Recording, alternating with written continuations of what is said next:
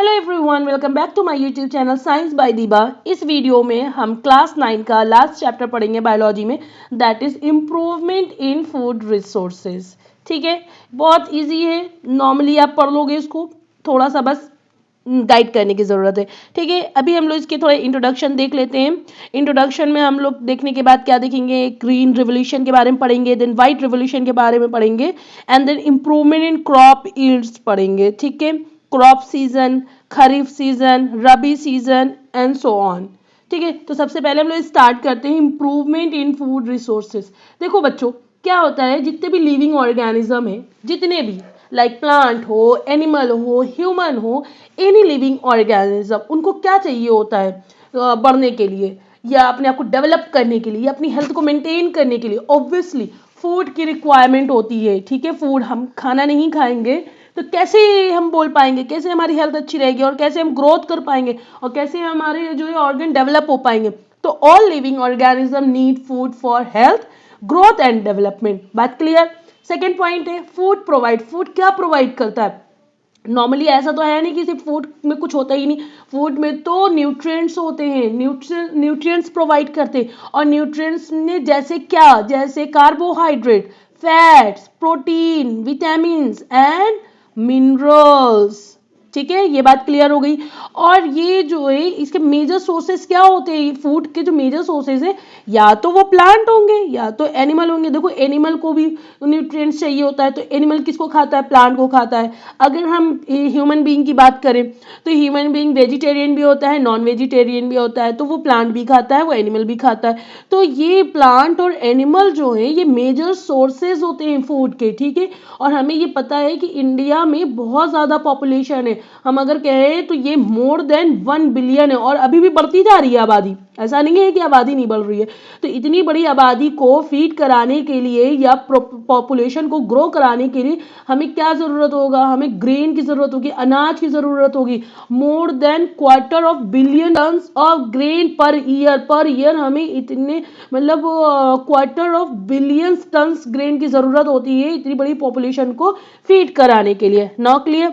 और ये डन हो सकता है, कैसे हो सकता है? आप छोटे से जो है बगीचे में तो आप फार्मिंग करोगे नहीं, इसके लिए क्या चाहिए होता है? आपको फार्मिंग करनी पड़ेगी, और वो भी फार्मिंग कहाँ? बहुत बड़े एरिया में, जो कि इंडिया में ऑलरेडी हो रही है, इंटेंसिवली कल्टिवेटेड। ठीक है, हेंस इट इज नेसेसरी, ये बहुत ज़रूरी है टू इंक्रीज द इफिशियंसी। इसकी किसकी इफिशियंसी को इंक्रीज करा जाए? प्रोडक्शन की, both crops and live stock, दोनों की इफिशियंसी को, मतलब प्रोडक्शन की इफिशियंसी को इंक्रीज किया जाए, ये बहुत ज़रूरी है।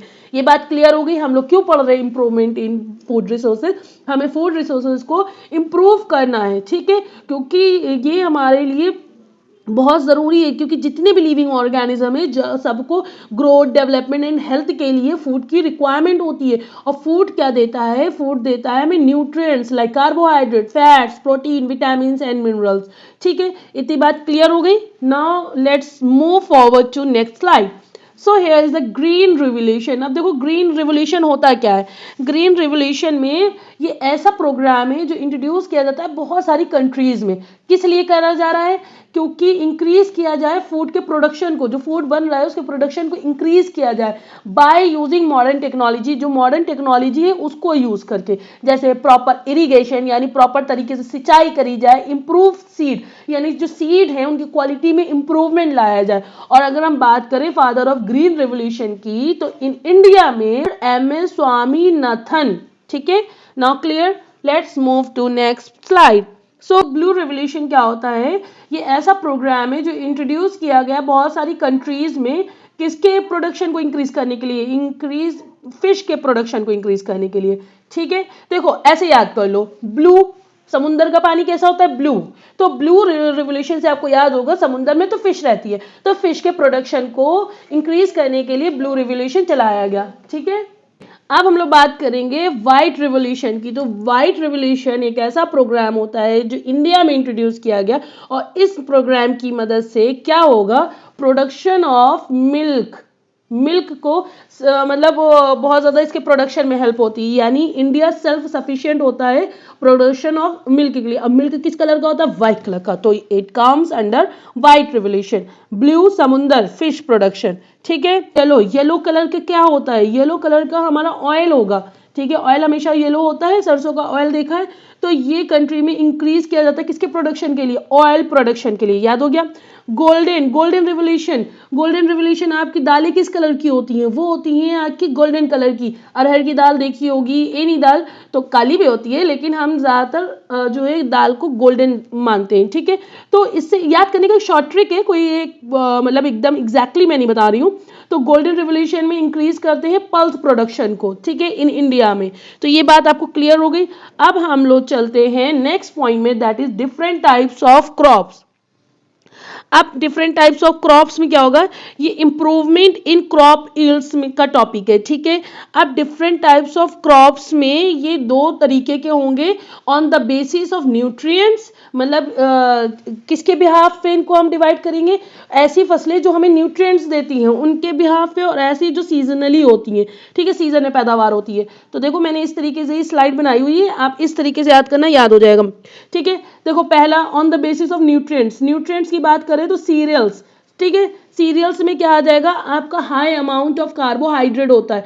कार्बोहाइड्रेट होगा तो बहुत ज्यादा ये एनर्जी, मतलब कार्बोहाइड्रेट किस लिए होता है, टू प्रोवाइड एनर्जी। इसमें क्या क्या एनर्जी, आप रोटी खाते हो आपको एनर्जी आ जाती है, मेज, राइस, बार्ले, राई, ओट्स, सोरगम, ये सारी चीज आपकी सीरियल्स में आ जाएंगी, ठीक है।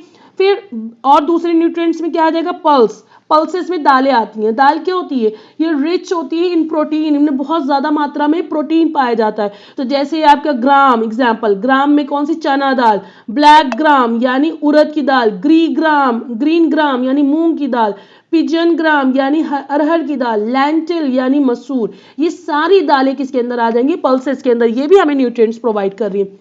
ऑयल यील्डिंग प्लांट, ये हमें फैटी एसिड प्रोवाइड करते हैं, जैसे कि groundnut, castor, cotton, sunflower, coconut, mustard, sesame, linseed, niger, ठीक है। और नेक्स्ट आता है वेजिटेबल, स्पाइसेस एंड फ्रूट्स। ये जो है सोर्सेज होते हैं किसके, विटामिन के भी होते हैं और मिनरल्स के भी होते हैं, और स्मॉल क्वांटिटी इनमें प्रोटीन और कार्बोहाइड्रेट एंड ऑयल की भी होती है। यानी जितनी ऊपर तीन चीजें पढ़ी, सारी चीजों का मिक्सचर है। अब कहते नहीं है, जब आप स्पाइसेस में, जैसे कि इसमें एग्जांपल आता है स्पाइसेस, आपका जिंजर, टर्मरिक, कितना अच्छा होता है टर्मरिक, जब आपको चोट वगैरह लग जाए तो आप दूध में मिला के पी लो, कितना सारी चीजें इसमें मिली होती है। Cloves, pepper, fennel, coriander, cumin, ये सब आता है वेजिटेबल, स्पाइसेस एंड फ्रूट्स में, ठीक है। फाइबर यील्डिंग प्लांट में क्या आता है, cotton and jute is a fibre yielding plant होते हैं। बेवरेज में क्या आ जाएगा, बेवरेज यानी पीने वाली चीज, तो ये बहुत लिटिल न्यूट्रिटिव वैल्यू होती है बट आर वेरी स्टिमुलेटिंग, ये स्टिमुलेट कर देती है, ठीक है, जैसे कि टी एंड कॉफी। अब फॉडर क्रॉप में क्या आता है, इसमें आता है berseem, Sudan grass, oat grass. I hope आपको ये वाला पूरा क्लियर हो गया होगा। And vegetable, spicy and fruits में आपने ये सारी चीजें देख ली, ठीक है। इसमें हम लोग इंक्लूड कर सकते हैं एप्पल, मैंगो, चेरी, बनाना, वाटरमेलन्स, ठीक है। और वेजिटेबल में जैसे कि स्पाइनेच, लीफी वेजिटेबल जितनी भी होती है, कैरेट, ठीक है। ये बात क्लियर हो गई। अब हम लोग बात करते हैं crop on the basis of season in which they are grow. Different crops होती हैं, उनको रिक्वायरमेंट होती है डिफरेंट कंडीशन की, लाइक टेम्परेचर उनको अलग चाहिए होता है, मॉइस्चर अलग होता है, and different photoperiods like duration of light कितनी उनको चाहिए होती है for their growth and completing life, ठीक है। तो इस हिसाब से इनमें दो तरीके की क्रॉप आ जाएगी, एक आपकी आएगी खरीफ क्रॉप और दूसरी आपकी आएगी रबी सीजन। तो खरीफ और सीजन में क्या आ जाता है आपका, यानी खरीफ क्रॉप में क्या आ जाएगा, ये क्रॉप ग्रो करती हैं ड्यूरिंग रेनी सीजन, ठीक है, during rainy season. Rainy season आपका कब से कब तक होता है, ये आपका होता है जून से अक्टूबर तक का सीजन माना जाता है रेनी सीजन।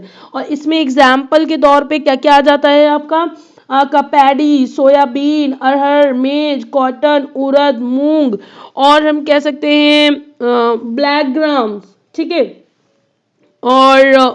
और सारी चीजें मैं बता दी। नेक्स्ट हम बात करते हैं रबी क्रॉप, यानी रबी सीजन में ये क्रॉप्स क्या होती है, ये ग्रो होती हैं during November to April, November to April ये ग्रो होती हैं, ठीक है। इसमें क्या आ जाएगा, इनको हम लोग नॉर्मली विंटर क्रॉप भी कह सकते हैं, क्या कह सकते हैं,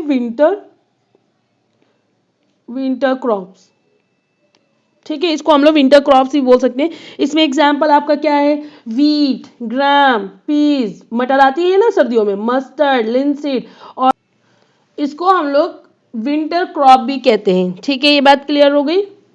अब नेक्स्ट टॉपिक में हम लोग बात करेंगे क्रॉप वैरायटी। अगर आप मेरे चैनल पे नए हैं तो इसे like, share, subscribe and comment करना मत भूलना। And one more thing, please hit bell icon so that जब भी मैं कोई वीडियो डालूं तो आप तक टाइमली नोटिफिकेशन आता रहे। चलिए एक जल्दी से क्विक रिवीजन कर लेते हैं। देखो, इंप्रूवमेंट इन फूड रिसोर्सेज में क्या मैंने बताया, जितने भी लिविंग ऑर्गेनिज्म होते हैं उनको फूड की जरूरत होती है। किस लिए? उनकी हेल्थ के लिए, उनकी ग्रोथ के लिए, उनकी डेवलपमेंट के लिए। और फूड क्या प्रोवाइड करते हैं हमें? Carbohydrate, fat, protein, vitamin and minerals. ठीक है, तो जो ये प्लांट और एनिमल, ये दोनों ही मेजर सोर्सेज होते हैं फूड के। और इंडिया की पॉपुलेशन तो मत ही पूछो, बहुत ज्यादा है, मोर देन 1 बिलियन कह सकते हैं, और अभी भी ग्रो कर रहे हैं। तो इतनी सारी पॉपुलेशन को फीड कराने के लिए तो हमें क्या करना होगा, बहुत सारी फार्मिंग करनी पड़ेगी। और वो ऑलरेडी इंडिया में हो रही है बहुत बड़े लैंड पे। ठीक है, ताकि इंटेंसिवली कल्टिवेटेड हो सके, वो ऑलरेडी हो रही है। ये इसमें और इंक्रीज करना पड़ेगा इफिशियंसी ऑफ प्रोडक्शन को। किसके लिए? For both crops and livestock. ठीक है, अब now let's forward to what is green revolution. देखो, ग्रीन रेवोल्यूशन क्या होता है? ये एक ऐसा प्रोग्राम होता है जो बहुत सारी कंट्रीज में चलाया जा रहा है। किस लिए? इंक्रीज कर सके फूड प्रोडक्शन को। ठीक है, और फादर ऑफ ग्रीन रेवोल्यूशन कौन थे? Mister M S Swaminathan. Now clear. Next revolution होगा ब्लू रेवोल्यूशन। ब्लू रेवोल्यूशन किस लिए होता है? ताकि इंक्रीज कर सके फिश प्रोडक्शन को। और व्हाइट रेवोल्यूशन क्यों होता है? ताकि प्रोडक्शन इंक्रीज कर सके प्रोडक्शन ऑफ मिल्क को। ठीक है, and yellow revolution for increase oil production and golden revolution for increase in pulse production. Now clear। अब हम बात करेंगे different types of crops की। different types of crops में क्या हमने देखा? on the basis of nutrients, मतलब जब nutrients के बिहाफ पे कैसे ये nutrients provide कर रहे हैं। तो पहला इसमें है cereals। cereals में क्या होता है? ये इंक्लूड करते हैं कौन कौन सी क्रॉप को? जैसे कि वीट, राइस, मेज, बाले। और ये प्रोवाइड करते हैं हमें कार्बोहाइड्रेट को, और बहुत ज़्यादा हाई अमाउंट में, और जो कि एनर्जी प्रोवाइड करता है। ठीक है, अब हम बात करेंगे पल्स की। तो पल्स में क्या है? ये बहुत ज़्यादा प्रोटीन रिच होता है। ठीक है, पल्सेस में। तो इसमें एग्जाम्पल आ जाएगा जैसे कि लेग्यूम। लेग्यूम में जैसे आपका gram pea, black gram, green gram, lentil और पीजन ग्राम। ठीक है, ये सारे इसके एग्जाम्पल आ जाएंगे।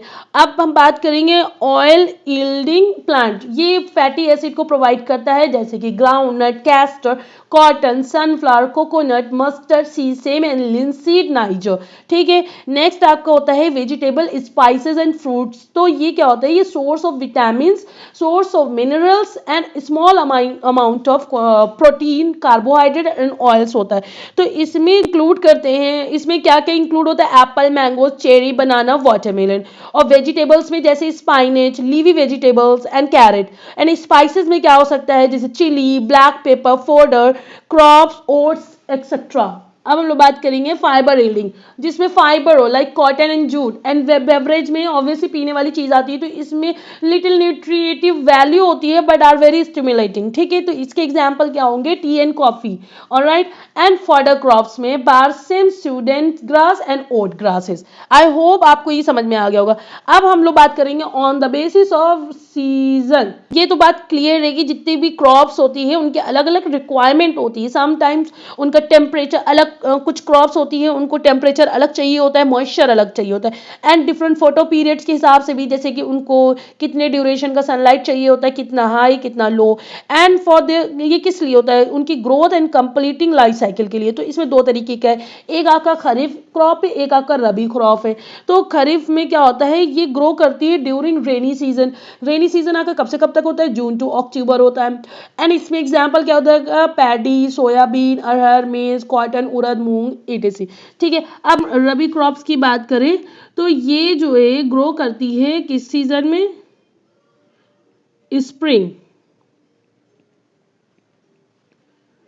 स्प्रिंग सीजन में ये ग्रो करती है लाइक नवंबर टू अप्रैल।